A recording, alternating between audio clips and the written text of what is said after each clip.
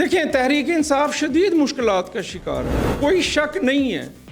मतलब ज़रताज गुल नाहल हो चुकी हैं। वहाँ के लोग नाला हैं ज़रताज गुल साहिबा से, क्योंकि उन्होंने उस तरीके से फोकस नहीं किया डीजी खान की आवाम के ऊपर। जैसे ही वो MNA की सीट के ऊपर जीती हैं, उसके बाद उनके असल डेरे तो इस्लामाबाद में रहे। जो जमाल लगारी हैं, जो लगारी कबीले के सरबराह हैं, वो इलेक्शन से विदड्रॉ कर चुके हैं और आने वाले चंद रोज़ इस हलके की पॉलिटिक्स के लिए और आने वाले इलेक्शन के लिए इंतहाई अहमियत के हामिल हैं।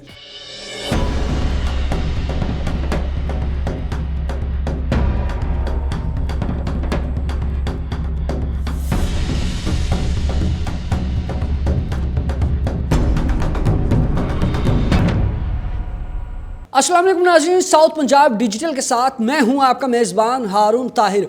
हल्का NA 185 डीजी खान में ज़मनी इलेक्शन का दंगल है सजने को तैयार और इस वक्त ये हल्का इंतहाई दिलचस्प मोड़ पर आ चुका है, क्योंकि ज़रताज गुल साहिबा जो कि पाकिस्तान तहरीक इंसाफ की करती धरती हैं, उनकी नाअहली के बाद अब यहाँ पर बाकायदा तौर पर दंगल सजेगा।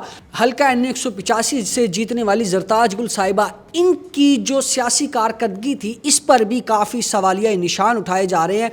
और अब जबकि ज़मनी इंतखाब में मुस्लिम लीग नवाज़ की टिकट पर बहुत सारे जो उम्मीदवारान हैं वो मैदान में उतरने के लिए तैयार हैं, और अब यहाँ पर यह भी सवाल खड़ा हो रहा है कि क्या मोरिसी सियासत ही डीजी खान का मुकद्दर बनेगी या फिर पाकिस्तान तहरीक इंसाफ का कोई और नया सियासी जो घोड़ा है वो इस रेस में दौड़ेगा। तो इन अहम सवालों पर से पर्दा उठाने के लिए आज के इस पॉडकास्ट में हमने मदऊ किया है सीनियर तज्ज़ियाकार हारून अंजुम साहब को, और हल्का NA 185 से जुड़े अहम सवालों पे से पर्दा उठाने का सिलसिला साउथ पंजाब डिजिटल यूं ही जारी और सारी रहेगा। और अगर आपने किसी भी तरह की इस हवाले से अपडेट हासिल करनी हो तो अभी साउथ पंजाब डिजिटल के यूट्यूब और फेसबुक चैनल को लाइक कर लें, सब्सक्राइब कर लें। तो प्रोग्राम को मज़ीद आगे बढ़ाते हुए हारून अंजुम साहब, बहुत शुक्रिया कि आपने अपना कीमती वक्त दिया इस अहम मौजू पर गुफ्तगू करने के लिए। बहुत शुक्रिया।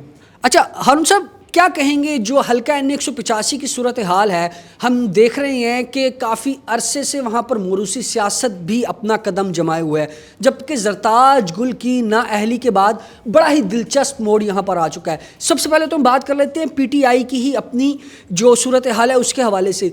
PTI की नाअहली के बाद क्या सूरत हाल देख रहे हैं? कारकर्दगी पर सवालिया निशान उठाया जा रहा है डीजी खान की आवाम की जानिब से, जबकि एक अच्छी लीड के साथ जीती, लेकिन फिर भी PTI उस तरीके से डीजी खान के लिए काम ना कर सकी जो उसको करना चाहिए था। तो इस वक्त की मौजूदा जो दिलचस्प सूरत हाल है उस पर ज़रा नज़र डालिएगा।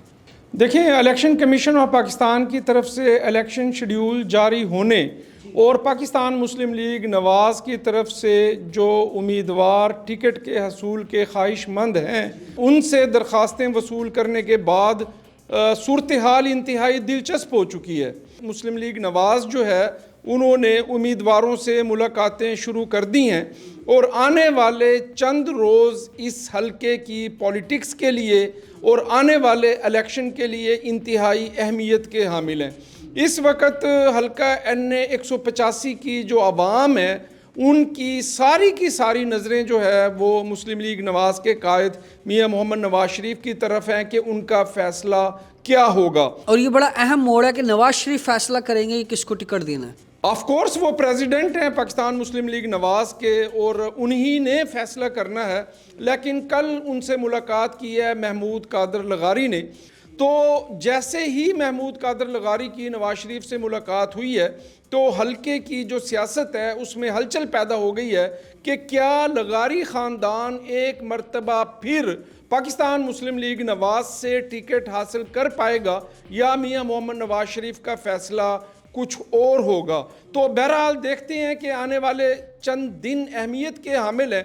देखें, ताज़ा तरीन इतलात के मुताबिक जो जमाल लगारी हैं, जो लगारी कबीले के सरबराह हैं और अवैस लगारी साहब के भाई हैं, वो इलेक्शन से विदड्रॉ कर चुके हैं। उनका इलेक्शन लड़ने में किसी किस्म की कोई दिलचस्पी नहीं है। उसके बाद जो है इतलात ये आ रही हैं कि महमूद कादर लगारी की नवाज शरीफ से मुलाकात क्या होना ये जाहिर करता है कि अवैस लगारी के या लगारी कबीले के अब जो उम्मीदवार हैं वो हैं महमूद कादर खान लगारी। MP होने के बावजूद और मुतअद्दिद बार वादे वईद करने के बावजूद भी अगर वो अवाम से कनेक्टेड नहीं है और मुस्लिम लीग नवाज़ महमूद कादर लगारी को टिकट दे देती है तो हल्के के नताइज क्या होंगे और इसके असरात क्या पड़ेंगे, ये बड़ी अहम बात होगी। डीजी खान में पताफ़ी ख़ानदान भी है, लगारी ख़ानदान भी है, और ये दोनों ख़ानदान इंतहाई अहम असर रसूख रखते हैं सियासी लिहाज से। और यहाँ पर PTI से जुड़ी ज़रताज गुल की नाअहली, एक तो सबसे पहले मैं चाहूँगा कि आप इस चीज़ से पर्दा उठा दें कि ज़रताज गुल की नाअहली के बाद PTI अब डीजी खान में कहाँ स्टैंड कर रही है, और इन दो बड़े ख़ानदानों की आपस में जो ये जंग है टिकट के हसूल की खातिर, क्या ये जंग PTI को फ़ायदा देगी या नुकसान देगी? लगारी ख़ानदान तकरीबन पिछले 70 साल से डीजी खान की पॉलिटिक्स पर जो है उसका असर व रसूख है। तो अवैस लगारी और जमाल लगारी के जो वालिद हैं वो सदर पाकिस्तान रहे हैं जनाब फ़ारूक अहमद ख़ान लगारी। आप देखें कि सियासत के डायनामिक्स जो है वो तब्दील हो चुके हैं। आप जो ग्राउंड की सूरत हाल है, जो लोगों की राय है और जो लोगों का जो एक नुक्ता नज़र है, कोई भी पॉलिटिकल पार्टी जो है वो इसको इग्नोर नहीं कर सकती। आप देखें कि पताफ़ी ख़ानदान के जो सरबराह हैं डॉक्टर शफीक पताफ़ी, उनकी एक हफ्ते की जो इलेक्शन की एंट्री है उसने हल्के की पॉलिटिक्स को तब्दील कर दिया। जो अवाम के साथ कनेक्टेड रहेगा, जो अवाम की बात को सुनेगा और उनके मसाइल के हल के लिए कोशिश करेगा, अवाम उसकी तरफ तवज्जो करेंगे। PTI के हवाले से थोड़ी सी बात कर लेते हैं कि ज़रताज गुल की नाअहली के बाद PTI इस ज़मनी इलेक्शन में अब कहाँ स्टैंड करिए? क्या PTI दोबारा से इस इलेक्शन में हिस्सा लेगी, और कौन कौन से उम्मीदवारान उनकी जानिब से तैयारी पकड़ रहे हैं इस जंग में शरीक होने के लिए? देखें, तहरीक इंसाफ शदीद मुश्किलात का शिकार है, कोई शक नहीं है। मतलब ज़रताज गुल नाअहल हो चुकी हैं, लेकिन तहरीक इंसाफ को अंडर एस्टिमेट करना, उसको कमज़ोर तस्वुर करना, ये मेरा ख्याल है बहुत बड़ी गलतफहमी होगी। लेकिन उनकी तरफ से कोई अहम काम भी तो नहीं किया गया। देखें, बात ये है जिससे डीजी खान में डेवलपमेंट हुई हो, लोग वहाँ के खुश हों। जो सर्वेज बता रहे हैं वहाँ के लोग नाला हैं ज़रताज गुल साहिबा से, क्योंकि उन्होंने उस तरीके से फोकस नहीं किया डीजी खान की आवाम के ऊपर जिस तरह से उन्होंने वादे वईद किए थे, अपनी कैंपेन चलाई थी।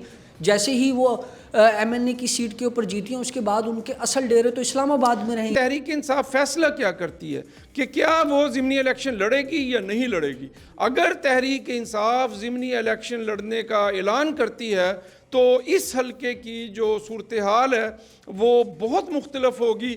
और पहले ही यहाँ पर जो है अगर लगारी ख़ानदान से कोई उम्मीदवार मुस्लिम लीग नवाज़ के टिकट पर मैदान में उतरता है तो मेरा ख़्याल ये है कि नताइज बहुत मुख्तलफ हो सकते हैं। इस वक्त वफाक में भी पाकिस्तान मुस्लिम लीग नवाज़ की हुकूमत है, पंजाब में भी मुस्लिम लीग नवाज़ की हुकूमत है, लेकिन डिपेंड करेगा कैंडिडेट पे कि पाकिस्तान मुस्लिम लीग नवाज़ कौन सा कैंडिडेट मैदान में उतारती है और उस कैंडिडेट की जो है अवाम में किस किस्म की रूट्स हैं। हम यकीनन तज्जिया कर रहे हैं NA 185 की किस्मत को लेकर, क्योंकि ज़मनी इलेक्शन अनकरीब है और जिस तरीके से आपने PTI का भी जिक्र किया, सर्वेज बता रहे हैं कि वहाँ के जो लोग हैं वो नाला नज़र आ रहे हैं। फिर एक मोरूसी सियासत बड़े अरसे से चलती आ रही है जिसमें टिकट के हसूल के लिए पताफ़ी ख़ानदान और लगारी ख़ानदान आमने सामने, और जैसे कि आपका ज़राइब ये बता रहे हैं कि लगारी ख़ानदान जो है वो प्रायोरिटी पर देखा जा रहा है टिकट लेने के लिए।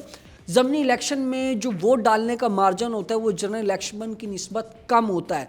तो ओवरऑल अगर हम आज के प्रोग्राम में NA 185 को कंक्लूड करें तो क्या समझते हैं कि कौन बनेगा मुकद्दर का सिकंदर NA 185 में? देखिए, मुस्लिम लीग नवाज़ के टिकट के लिए ना 6 लोग उम्मीदवार थे। जमाल लगारी, अवैस लगारी के भाई, उसके बाद डॉक्टर शफीक पताफ़ी, मारूफ सनतकार, और उनके भाई जो है वो इसी हलके से एक सूबाई असम्बली के हलके से मेंबर सूबाई असम्बली हैं और वो बहुत मुतहर्रिक हैं। उसामा करीम जो सेनेटर हाफिज़ अब्दुल करीम के बेटे हैं, उनके हवाले से भी ये ख़बरें थी कि वो पाकिस्तान मुस्लिम लीग नवाज़ के टिकट के उम्मीदवार हैं। उसके अलावा यहाँ से अलीम शाह एक उम्मीदवार थे। हुज़ैफ़र रहमान भी एक बड़ी चॉइस है इस हलके की आवाम के लिए, जो है नौजवान है। जैसे मैंने कहा है कि जो मोरूसी सियासत है, ये मौजूदा जो सिस्टम तब्दील हो गया पॉलिटिक्स का, उसमें इसको अवाम पसंद नहीं कर रहे कि नस्ल दर नस्ल और साल हा साल जो है एक ही ख़ानदान, एक ही कबीला, उसके मुतअद्दिद अफराद जो है बदल बदल कर जो है उस हलके से असम्बलियों में पहुँचे। अब जो पार्टी की आदत है वो वर्कर पर, सपोर्टर पर या ख़ुद से मोहब्बत करने वाले पर जो है वो अपना फ़ैसला मुसल्लत नहीं कर सकती। पार्टी की आदतों को भी सोचने की ज़रूरत है कि ग्राउंड की सूरत हाल क्या है, कौन सा कैंडिडेट अवाम के साथ कनेक्टेड है, अवाम किसको रेस्पॉन्ड कर रही हैं, और कौन सा उम्मीदवार जो है वो इलेक्शन में जो है उनके टिकट का जो है मुस्तहिक है। बहुत शुक्रिया हारून साहब इस अहम मौजू पर अपना कीमती वक्त देने के लिए।